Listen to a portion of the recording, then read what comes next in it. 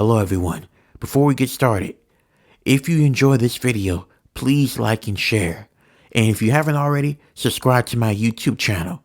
It would mean a lot to me. Thank you. I was sitting in my car, watching her. I was watching her through the window of her house as she was changing. I started to lick my lips as that urge was coming back again. I stood there in my car at a great distance so she wouldn't notice me. And once she got out of the house and started jogging, that's when I made my move. I drove slowly as the woman was jogging. She kept on looking back, sensing that something was not right, but I kept on slowly moving. She looked back at me again, but I didn't say anything. I just acted like I was focusing on the road. And then eventually, when the woman was leaving herself open, that's when I got out of the car and I grabbed her. She screamed and tried to put up a fight, but I overpowered her and I knocked her out. She immediately woke up in my basement, which I had everything fixed and soundproof. She looked at me as I had her tied up. She started to scream and she started to yell, throwing insults at me. Eventually, this bitch made me mad, and I stabbed her in the stomach with my long knife. I got turned on by it. It was so satisfying. Watching her was like watching a fish out of water, trying to get any air it possibly could. Eventually, I got bored with her, and so I slit her neck. Eventually, at night, I took her body and I buried it inside my yard. I thought that would be it after I took care of her. But then that urge came again. I needed to kill again. That's when I noticed that my neighbor, Mr. Willie, who's very nosy and gets on my nerves. He always tells me good morning and how am I doing. He knows I don't like talking to him.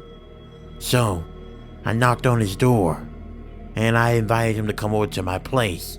Once he came over, we sat at the kitchen dinner table as he and I ate the food that I cooked for us. He started to talk, and what he said made me really pissed off, and it made me want to murder him right there at the kitchen table. You know, I'm not gonna lie, I thought at one point you were kind of weird. You usually never talk to anyone, you always stay to yourself.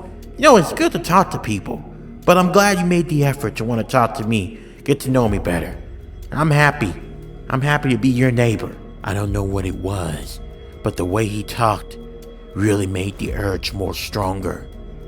And I wanted to lure him down into my basement, but instead, I told him, well, Mr. Willie, let me get your plate. Oh, what? Thank you, I appreciate that, he said to me with that smile. That smile really pissed me off. I couldn't help it. The urge was getting more stronger. I just hate annoying people. I hate when people talk.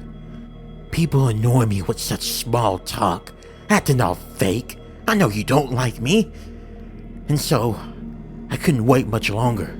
The knife he used to cut up his steak, I grabbed it from the kitchen table where he was sitting at. Once I went behind him, I stabbed him in the neck. I kept going and going and going as I was laughing, getting enjoyment out of this, as his blood splattered all over me. But I couldn't stop. It was so refreshing. I felt like I was free.